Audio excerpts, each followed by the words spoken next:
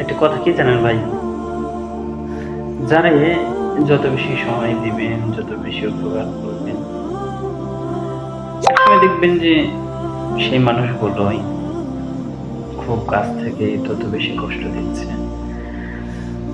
তাদেরকে যত বেশি ভালোবাসা দিবেন, তারাই তত দূরে সরিয়ে দিবে।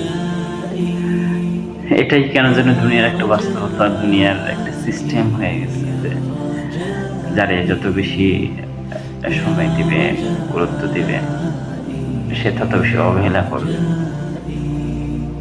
যত চাইবেন যে কাছে যাই, তত দূরে সরিয়ে দিন।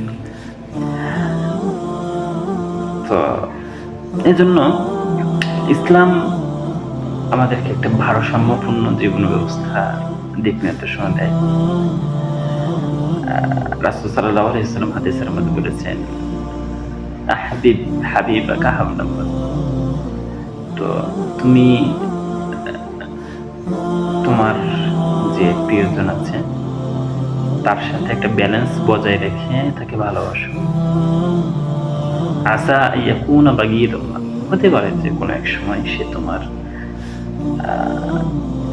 অপছন্দনীয় ব্যক্তি হয়ে যেতে পারে, অথবা তোমার ঘৃণার পাত্র হয়ে যেতে পারে।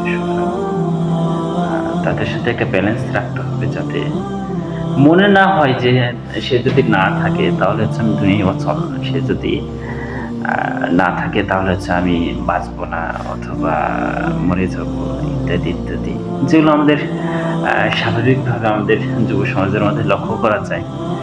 তো এগুলোর ক্ষেত্রে তো ইসলাম আমাদেরকে সুস্পষ্টভাবে বলে যে সব কিছুর ক্ষেত্রে কি রাখতে হবে, ব্যালেন্স রাখতে হবে।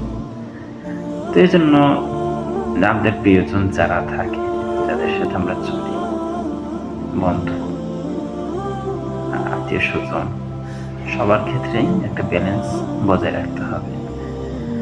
বন্ধুকে এত বেশি ভালোবাসা যাবে না যে তারা ছাড়া যে আমি চলতে পারবো না, এমন তাকে কখনো বুঝতে দেওয়া যাবে না, অথবা কখনো এরকমটা মনে করা যাবে না।